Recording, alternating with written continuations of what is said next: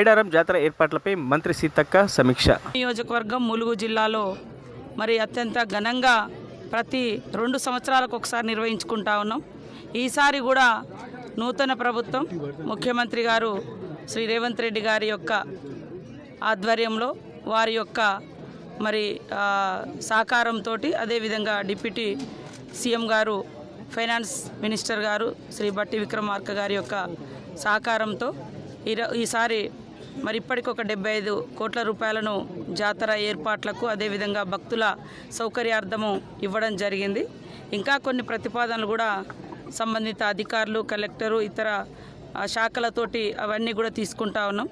భక్తులకు ఎక్కడ కూడా ఎలాంటి ఇబ్బందులు లేకుండా అందరం అధికారులు, ప్రజాప్రతినిధులు ఒక టీమ్గా, మరి పూజారులు పూజా విధానానికి ఎక్కడ విఘాతం కలిగించకుండా, ఆదివాసీ సాంప్రదాయాలకు ఎక్కడ ఆటంకం జరగకుండా అత్యంత వైభవంగా నిర్వహించాలని మేమందరం కూడా భావిస్తాం. బయట నుంచి వచ్చేటువంటి భక్తులు కూడా ఎవరికి వారు క్రమశిక్షణగా వ్యవహరిస్తే ఈ ప్రాంతం అంతా కూడా మరి పరిశుభ్రతతో ఉంటుంది. మరి పోస్టర్స్ కూడా రిలీజ్ చేయబోతున్నాం.